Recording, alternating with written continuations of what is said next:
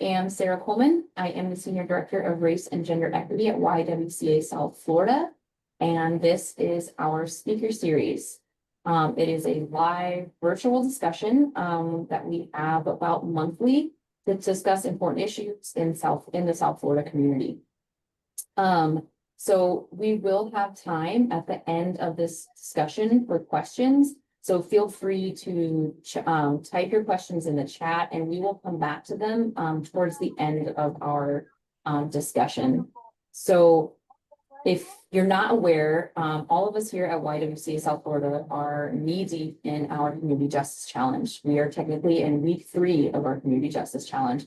And if you're not familiar with the challenge, it is a national 21-day challenge designed to create a dedicated time and space for us to build more effective social justice habits, particularly habits dealing with issues of race, power, and privilege. The challenge allows for personal reflection. It encourages accountability and responsibility, social responsibility, and hopefully it motivates people to identify and act on ways that they can dismantle racism and other forms of discrimination. So that was a lot. If you haven't joined the challenge, it is not too late. You can sign up for the challenge at ywcasouthflorida.org. There is so much good left to come in the challenge, even closing out this week. Each week of the challenge, we cover a new topic. And this year we started with the age of misinformation, disinformation. Then we moved into interpersonal divisions. And now we have arrived at week 3, the American Dream. So every year during the challenge, there is always one topic out of the 4 topics that I think, whoa, this is going to be intense. And this year, I think it's this one. And so the topic of our speaker series today is American Dream, Promise versus Reality. The definition of the American Dream has shifted so many times in our nation's history. The original concept of the American Dream was more associated with democracy and liberty. And now it's almost exclusively focused around the idea of upward social mobility, economic prosperity, and a life of comfort that anyone can achieve if they just work hard enough. But even when the American Dream, the concept of the American Dream materialized during those early frontier days, we have to be honest with ourselves and ask, who was the American Dream really meant for? It certainly wasn't meant for the indigenous peoples who had been here for over 30,000 years. It certainly wasn't meant for the waves of Irish immigrants or Chinese immigrants that came to escape famine, to seek economic prosperity. And for centuries, people have immigrated from all over the world to find a home in America. But for so many, the American Dream has been systematically and oftentimes brutally kept at bay. So the story of those who against all odds were able to succeed and are able to succeed in America despite those systemic barriers really only enhances the lore, the myth, and the promise of the American Dream. So I'll say a little bit more that while our current political and economic situation gives this topic a lot of weight, I think what gives it its true weight is that immigrants are our families. They are our neighbors, our friends, they're our students, our coworkers, and they make up a considerable portion of the United States. There are people who grew up as immigrant children who still carry that experience with them. One of the participants in our challenge wrote to us about one of the articles that we shared this week, and she wrote, "I didn't know I was still feeling like that immigrant child. I'm in survival mode and not acknowledging that I am now safe. Nobody is going to take me or take away my things." So that being said, for those of you joining us, please take care of yourselves. If this topic hits too close, please do what you need to keep your peace. And to make sure your mental peace is safe. So I've said enough because I could Yes. go on and on and on and on and on. But I want to introduce our guest because she really is going to shine a really brilliant light on what the American dream is, what it really means. I'm so happy to introduce Adriana Rivera, Communications Director for the Florida Immigrant Coalition. Welcome, Adriana.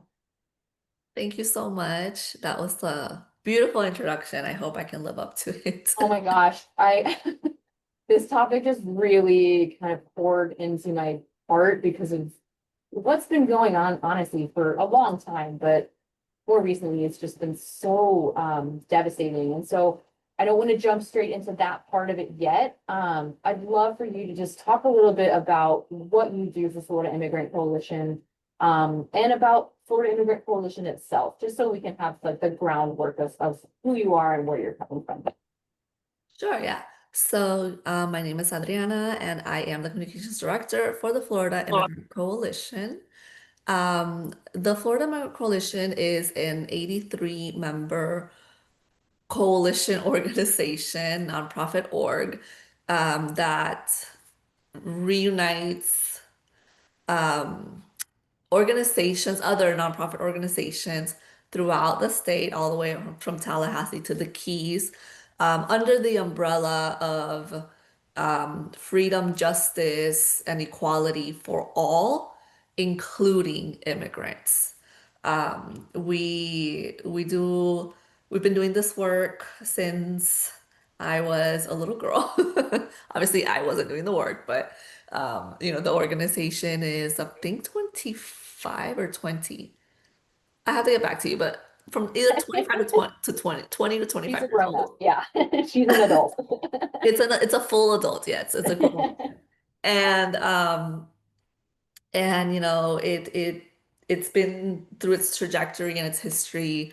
It's been part of some of the most amazing wins when it comes to immigration, not only in the state of Florida, like, for example, the in-state tuition win, where students that are immigrants in Florida were able to qualify for in-state tuition as any other Florida kid because they are Florida kids, right? They might Right. have not been born here, but they were certainly raised here, and we have poured into them and invested into them since pre-K. And they are Floridians through and through. So we were definitely on the forefront of that win back when. Unfortunately, this year, that law that was bipartisan and was championed by so many people and Flick led on, was basically canceled. Um, it's funny because I can get into it, but a little parentheses. Um, Rick Scott, who is now a senator and was now then a governor, and Jeanette Nunez, the lieutenant governor, were like very vocal about supporting this back when it passed, and now they don't like it anymore. So, um, but not just in Florida. I'm talking about Flick, at the forefront of these wins, not just in Florida, like with the example I just gave, but also in the nation. We were holding it down for the Dream Act back when. So we had some young people walk that was called the Trail of Dreams. We had some young people walk from downtown Miami to Washington, D.C. on their little 2 feet, um, and that was like a huge thing that Flick was a part of, and we're part of that win nationally. So just two quick examples of how Flick has been in the forefront of immigrant rights, in the state level and also in the federal level, and obviously at the local level and communities as well.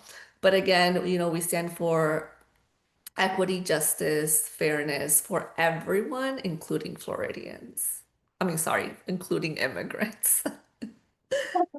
Including Floridians. Floridians Um, who are immigrants. yeah. Awesome. Thank you so much for sharing that. You actually touched on dreamers, and we are gonna go to the dreamers towards the end of our conversation. But First, I wanted to jump into, I think for a lot of people, when we talk about the American dream, some of us might be talking about is actually citizenship. And so I was wondering if you could talk to us about citizenship. How has it evolved? And how has it impacted one's ability to actually attain this American dream? That is such, for me personally, is such a complex subject. Because when we talk about citizenship, it's usually in very black or white terms, in either you're not a citizen in this country and you are working towards citizenship. That's usually what happens to folks who immigrate here and are non-citizens. They either work to get some type of regularized status or are working towards that ultimate goal, which is citizenship, or you're a native born citizen here in the United States. But I think that's something that we leave out in that kind of binary discussion is that there's millions of people who are also were granted citizenship without asking for it and without consent, which are the people that live in the colonies of this imperial nation, which I happen to be one of them. I was born a colonial subject um, in a colony where we still have our own traditions, our own language, our own heritage, culture, history. Um, and, it didn't just happen to me, it happened to Hawaiians, it happens to, Samoans and, people all over, including back when um, uh, Filipinos and other people. And it's very complex to sit in that reality. But for the purpose of immigration, right? People who voluntarily come here, or sometimes not voluntary because we have, dreamers who were brought here as children, but who are here and who are working towards citizenship. It is a goal. It is like that star they're trying to reach for. There's a lot of different reasons why citizenship is always like put on such a pedestal for a lot of people, including, the United States kind of ran its own greatness campaign. It's kind of like a victim of its own success, right? It's told Yeah. the world for generations that it's the land of milk and honey, that it's, the shining beacon on a hill. And so when you toot your horn that loudly for so many Yeah. years, you're only gonna have people that are gonna be like, yeah, like I want that. I I want want milk to and know honey what the while I'm two. walking down the Yeah. street. Yeah. Yeah. Right. So, that's something that a lot of people are trying to reach that goal. And what's funny is that I asked somebody who was born a colonized person, a US citizen without being able to vote for president or the Senate, who are still the people who control what happens in my native land. Um, whenever I would, say where I am from to people who were fighting to get that citizenship here in the US, I would get a lot of remarks of like, oh, you're so lucky. Oh, I remember one time, can you believe there are people who, in the colonies that want independence? Like they're so um, ungrateful. I'm like, oh my God, like where do I start, right? Because being a colon, there's a reason why the UN has outlawed colonies, right? Being a colony is really having no dignity. It's very complex, and we can sit here and talk about colonialism for hours, but Yeah. I want to Forever. focus on citizenship as it relates to immigration. But I definitely wanted to still touch on that because it's my reality and it's something that I struggle with all the time. Um, And and it's you're also not the alone in reality that.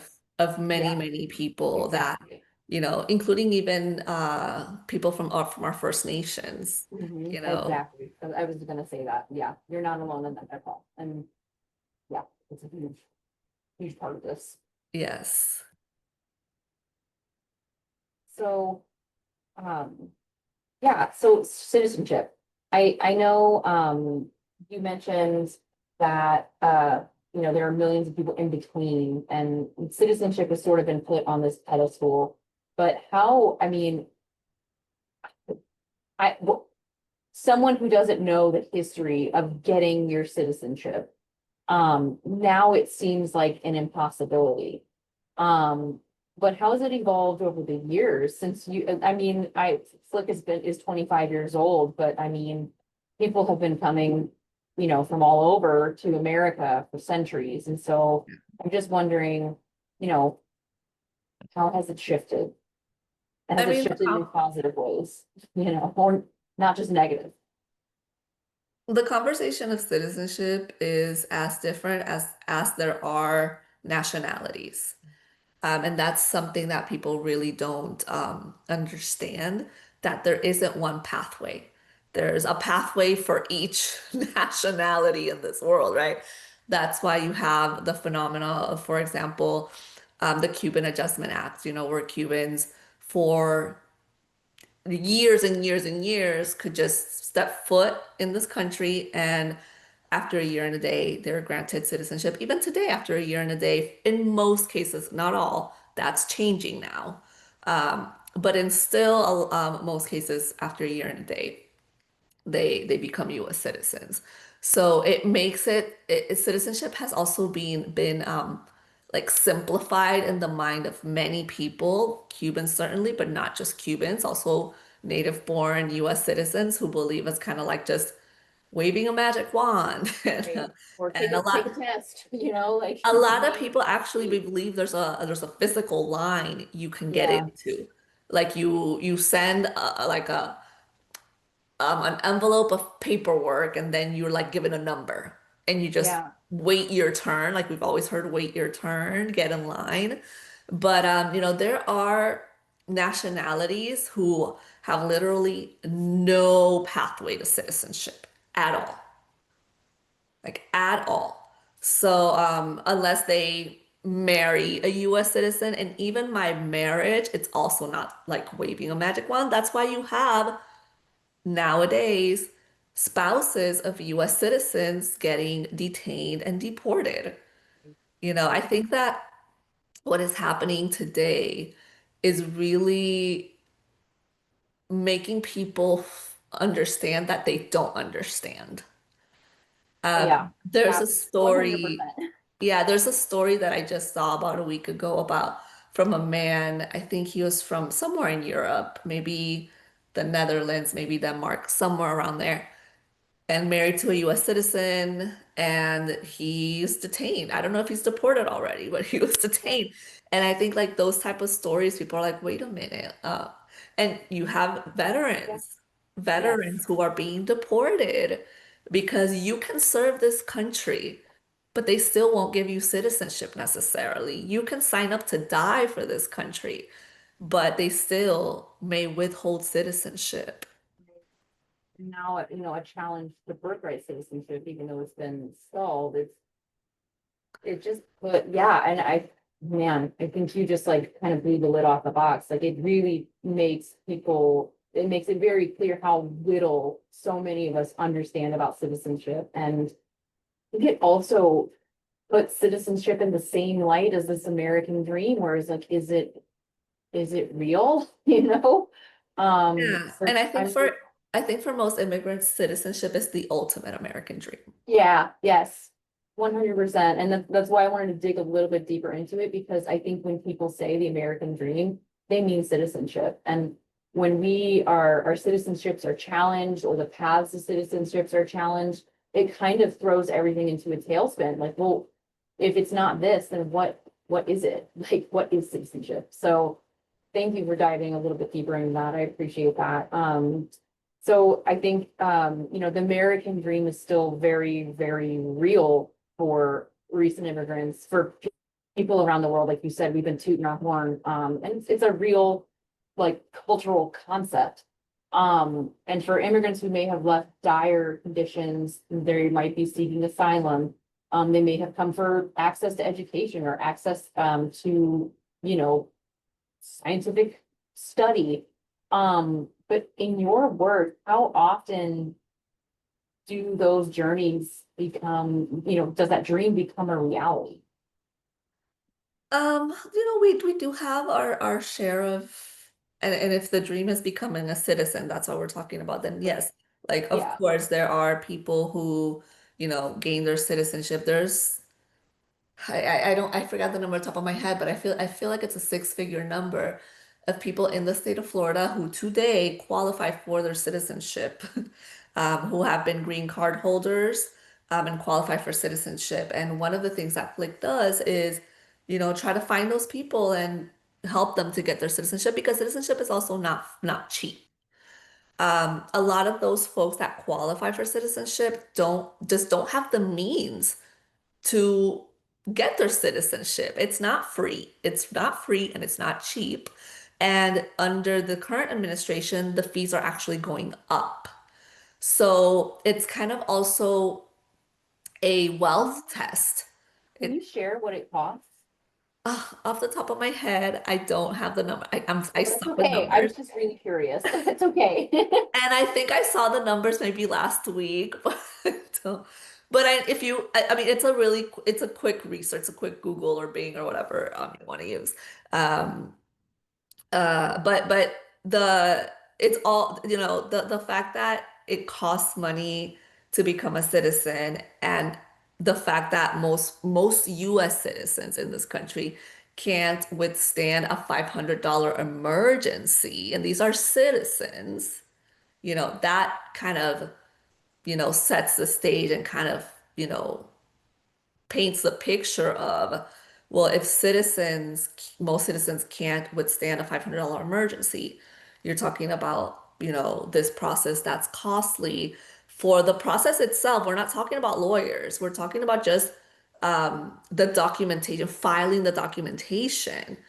But in order to file the documentation, some of these documents are complex to people, like they're legal documents, and most people do need a legal review, even if it's just a review, like let's file it on my own. I mean, let's fill it out on my own, but I do want to have a lawyer at least look at it and see that I didn't make a mistake, because making a mistake can cost me my chance at my Yeah. citizenship. It sounds like such a difficult process. Um, it just It can sounds, be, it can yeah, be, it can be difficult. But where there's a will, there's a way, and there's many people who yeah, have gone through the process and have gotten their citizenship. And again, Flake supports with that. We have citizenship clinics every single week where we have yeah. legal review, and we all can also file for financial aid if you qualify.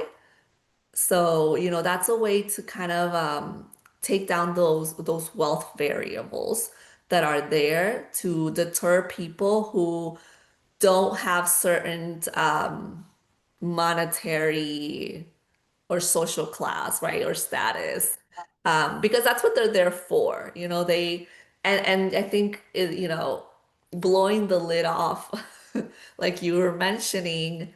I think the fact that our current president wants this, what's it called, the golden visa, where you pay like $5 million and you get a fast track citizenship lane, like that is the perfect example of the fact that we are encouraging as a nation some people to become US citizens, but we are actively discouraging and actively putting barriers for others. And another beautiful example, being sarcastic when I say beautiful, It's like, dude, is the fact that, now we have white South African refugees as the only approved group allowed to become refugees in this country. Never mind that we have Afghans who helped our military.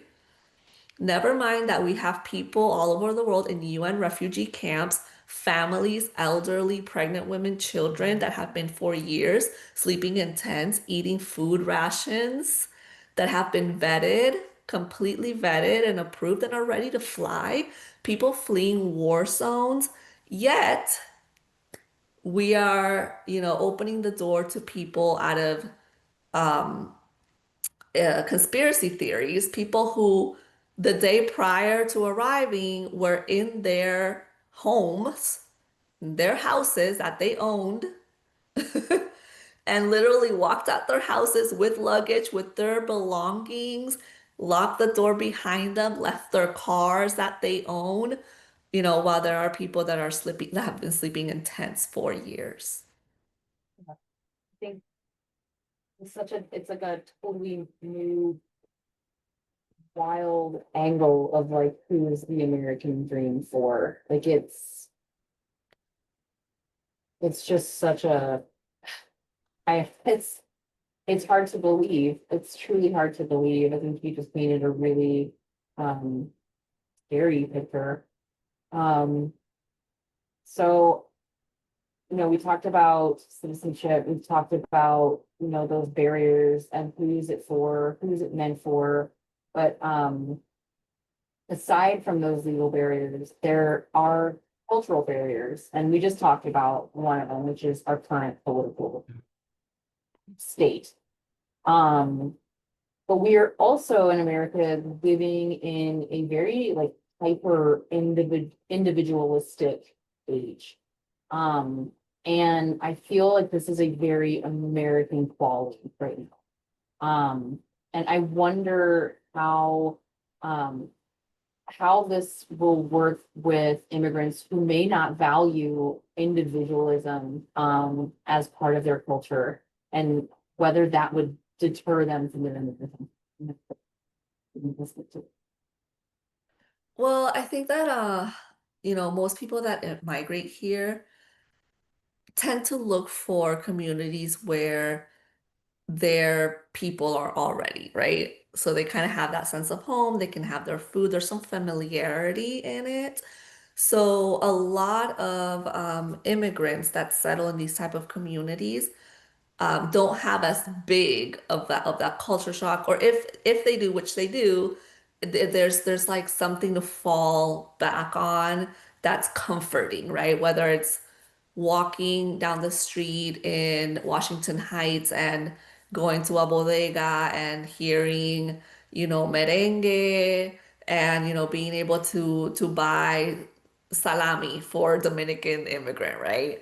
It's still not the island. It's still going to be cold. It's still going to be different, but at least you have that comfort, right? Um, so, and this country being majority white, majority European descendant, that is something that they brought, like that culture of individualism is something that they brought with them from Europe. I mean, people go to Europe and always say like, oh, these people are very quiet. These people are very, in their own little like circles. And so it's just part of that culture shock that you're gonna have, whether Yeah. you move anywhere. But back to the American dream, something that I also wanted to bring up was that, now we have the exclusion of that American dream of, people who have been working for years to achieve those dreams. This current model that we're living under was ushered in by a promise of economic opportunity for native born Americans, but also by a promise of getting rid of bad actors in the communities that you live in. However, what we're seeing is that we are getting rid of anyone who is not from here, right?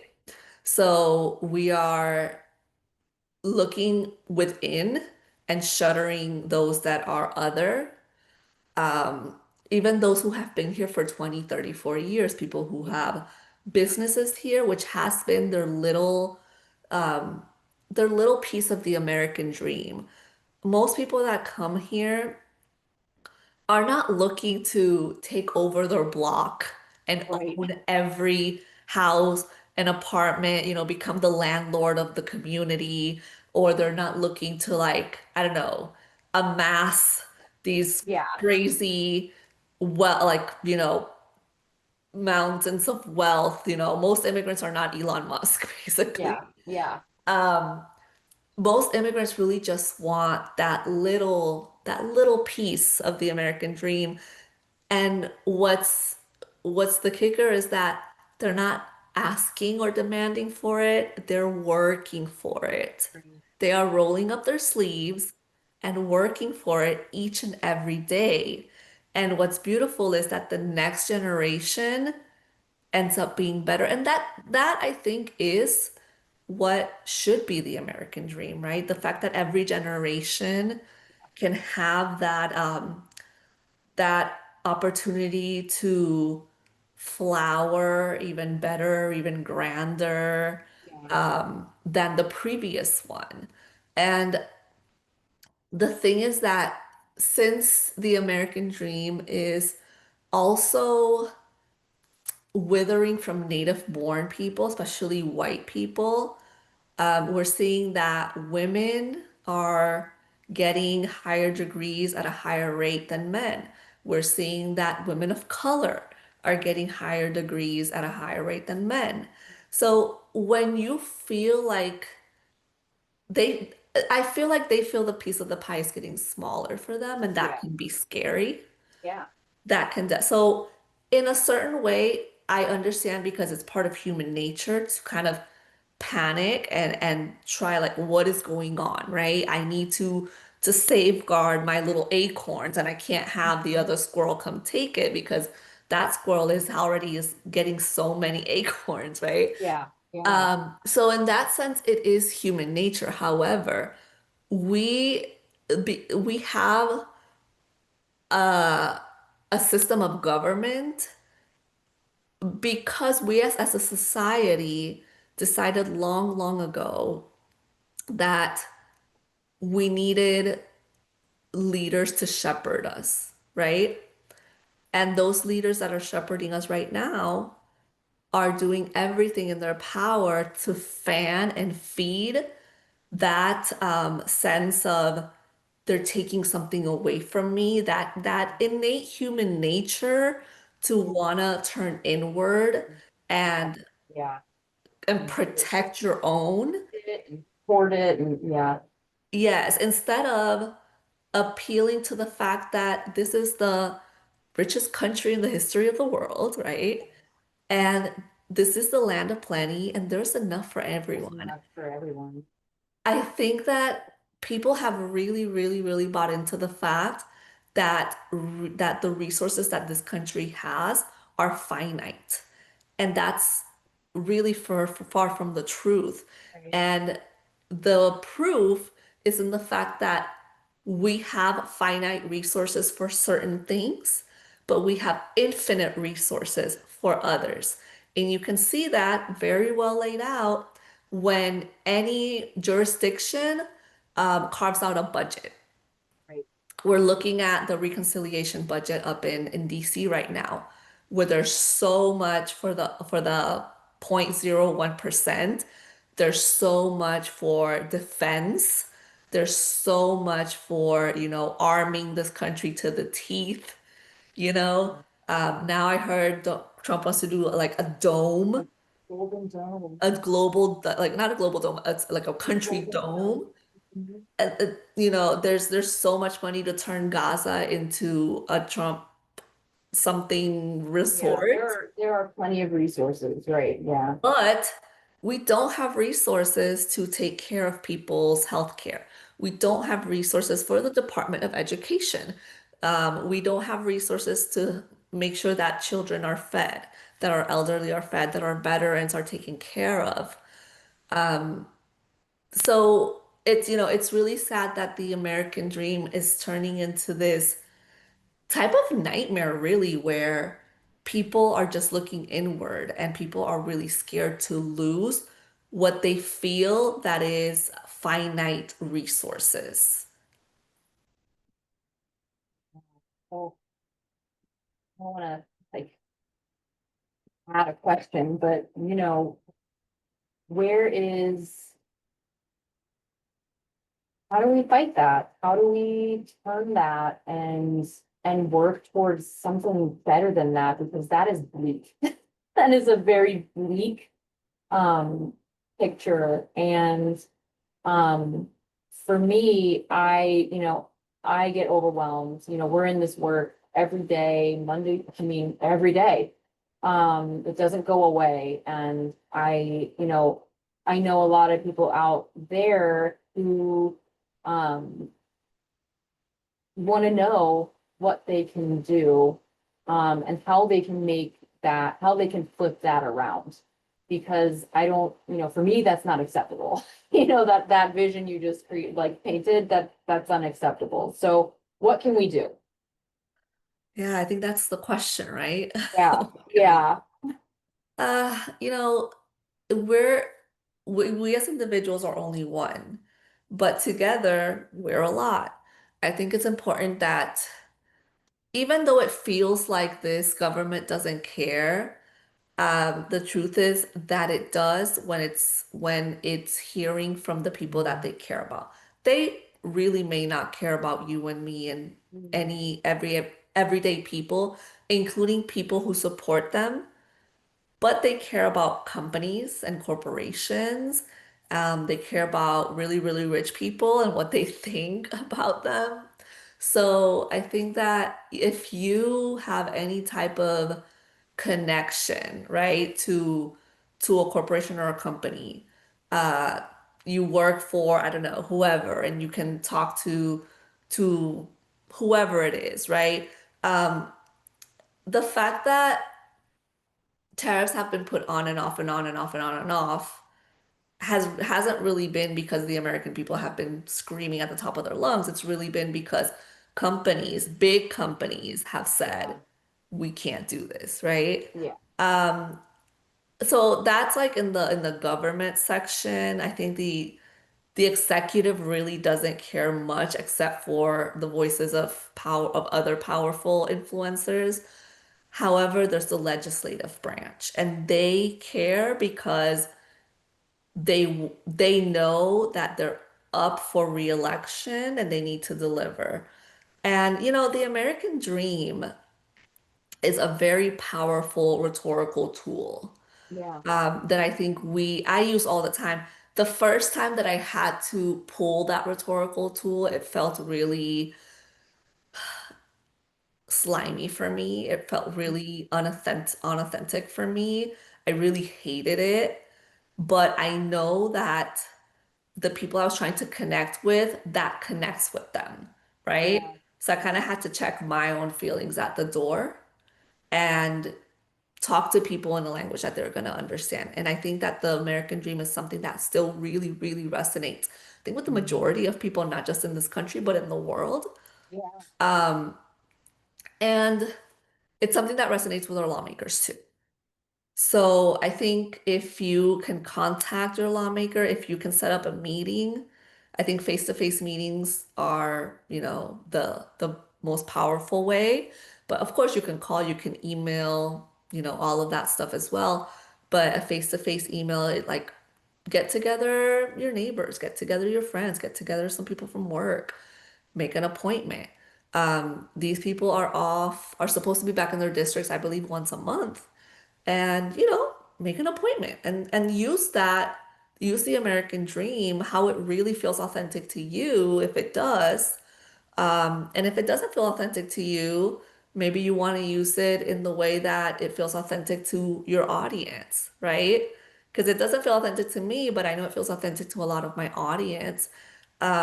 And talk to them about how is it that you, as my elected representative, can help me, can help my sons, my daughters, my friends, my neighbors, my coworkers achieve that American dream. And let me tell you what my American dream is. Because my American dream, no, it's not cutting Medicare. And my American dream is not cutting support to the VA. And my American dream is not gutting the Department of Education or USAID. This is my American dream. So I think there's that. Another powerful way is talking to people that you can influence and talking to them with patience and love, um, and meeting them where they're at. They might not be able to go with you everywhere. I'm using this as a rhetorical tool, not like literally go with you, but go Yeah, with no. you, with your message everywhere, right? They may not agree with you on everything, but I think finding common ground, especially with groups that have been really feeling disaffected. I think young men right now are dealing with a lot. I feel like as a whole, they're feeling a little lost. Um, and talk to them. How are you feeling? Why are you feeling this way? Is there somebody that you're blaming for this? Find out like where these feelings are coming from. And conversations are can be really healing, but they have to be done the right way, because if you're having a conversation that turns into judgment, that turns into an argument, that's actually going to do the opposite. It's going to do the opposite. So, yeah, I think those are my advice would be reach out to your lawmakers when it comes to legislative branch, and talk to those people in your family, in your close circle of friends who you feel maybe has different views than you, and try to have a conversation with empathy and meeting each other where they're at, and going from there.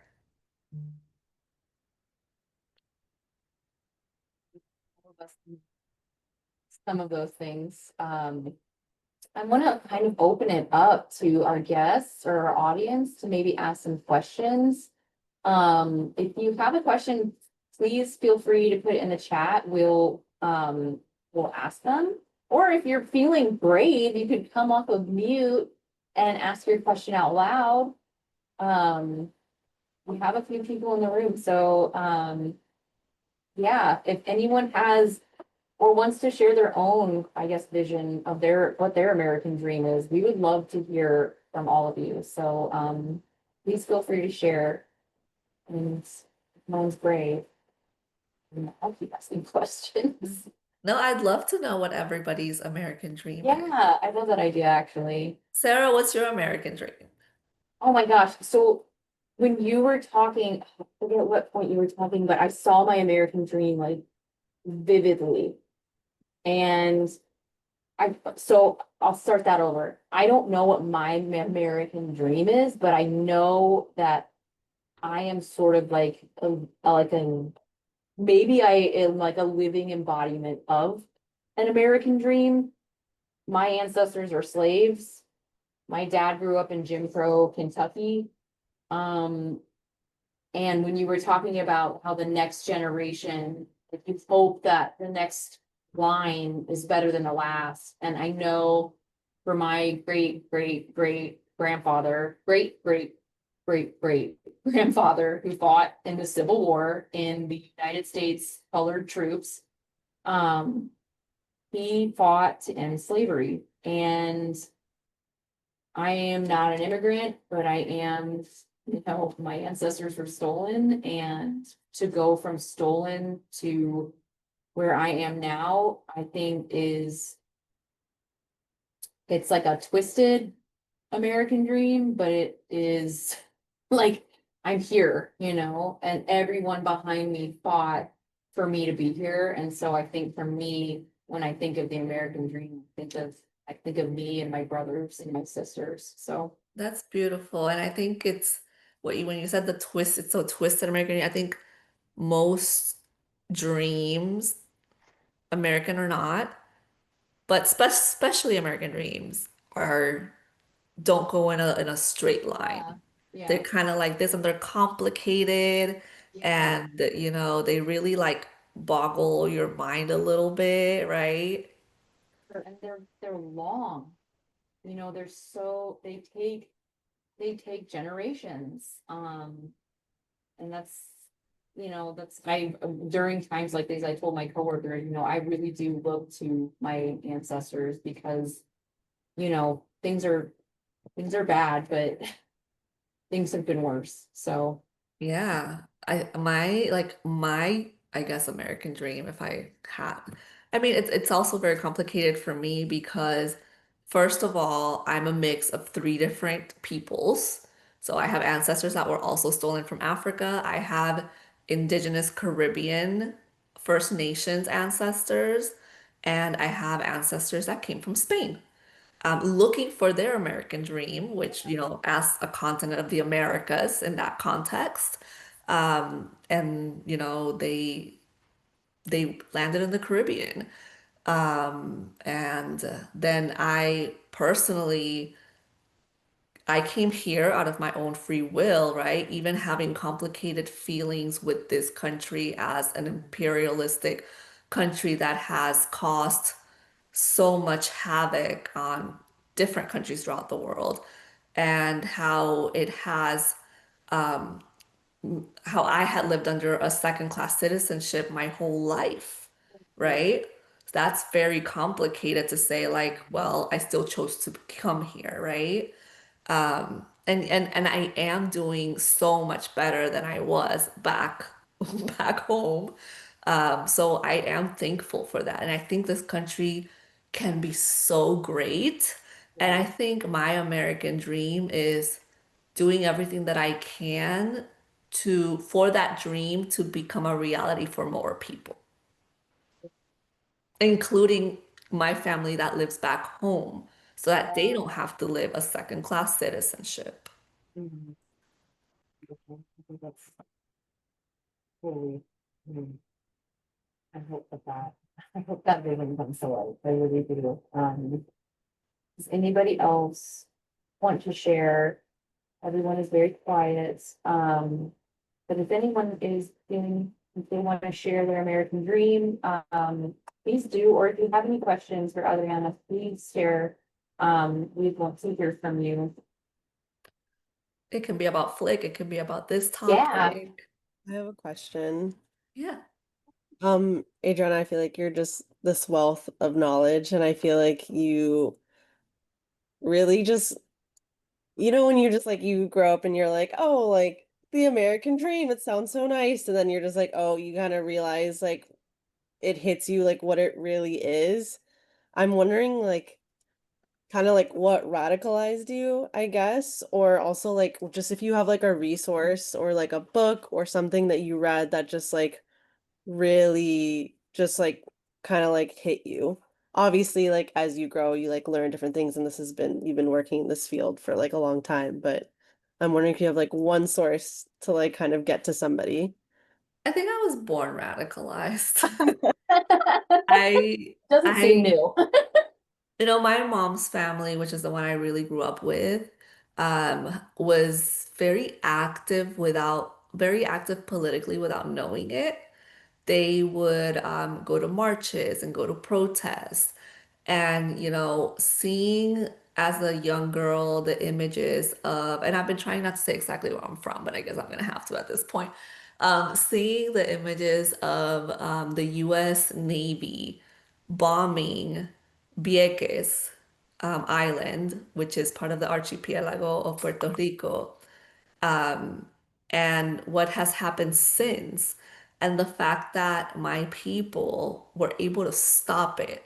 These people who have like no value really to this country other than for military purposes, to test things on us, to bomb our lands. So many people have cancer in Vieques. They're one of the highest cancer rates in the world, and we haven't gotten any type of support, financial or even a I'm sorry from the U.S. Navy or the U.S. government.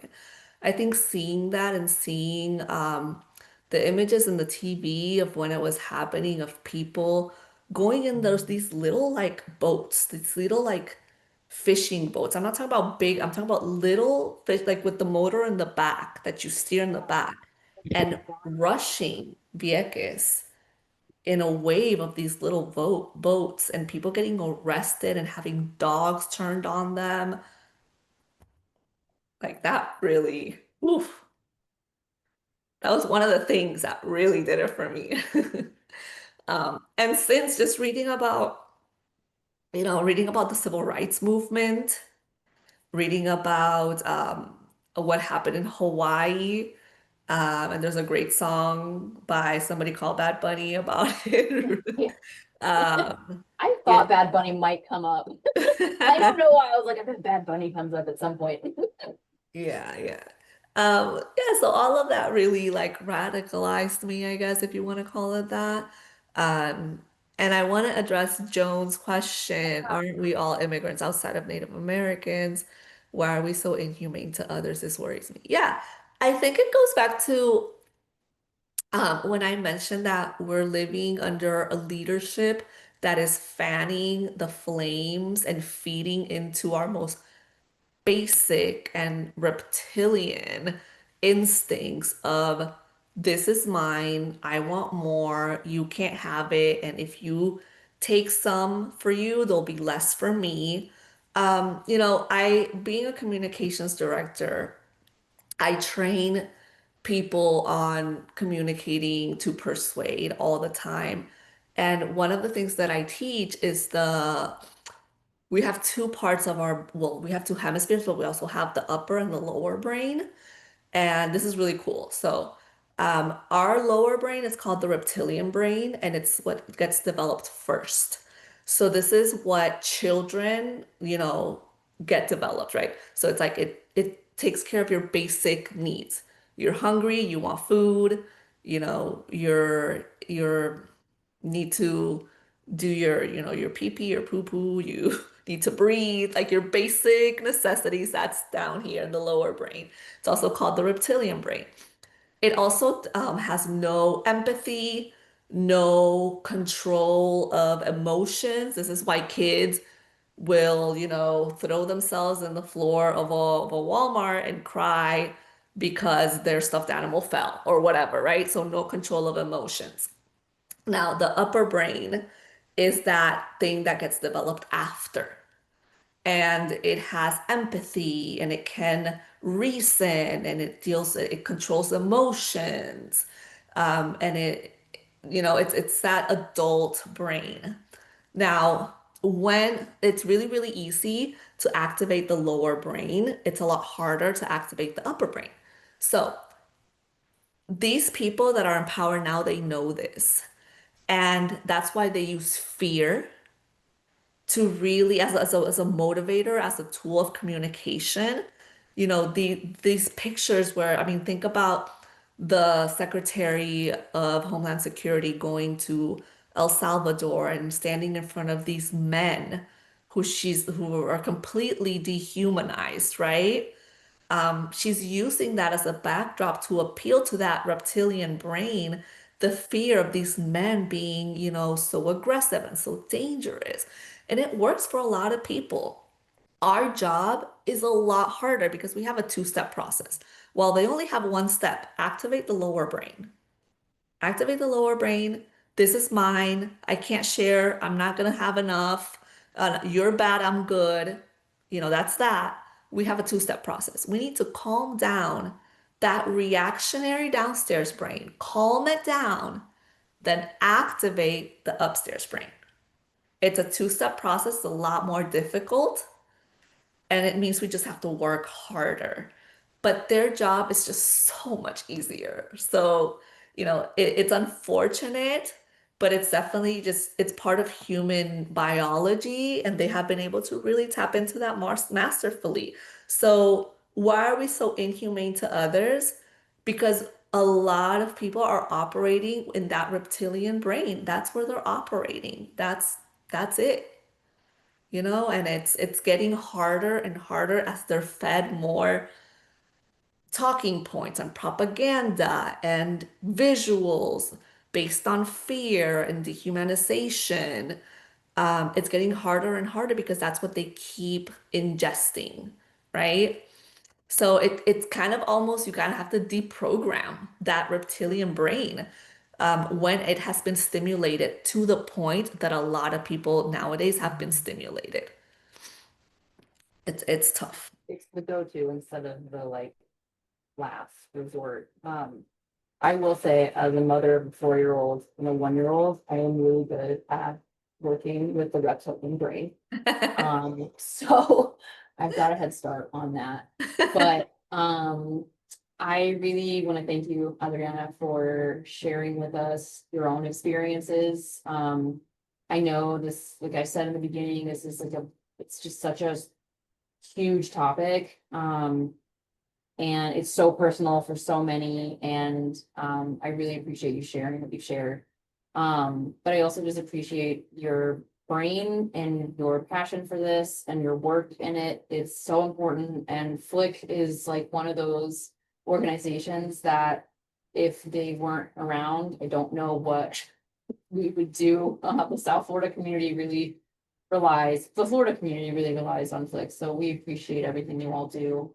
And Thank you so much for yeah, the invitation and to the folks absolutely. that were here. And I hope that there was something you can walk away from that maybe you hadn't heard before. So Yeah, and I'm sure there was. Everyone who joined, thank you so much for joining us. We really appreciate your time, and we hope you learned a lot. All right, everybody, American Dream. Let's get to work. Let's do it. Let's make it thank happen. you. Bye, All right, everyone. take care. Bye, everybody.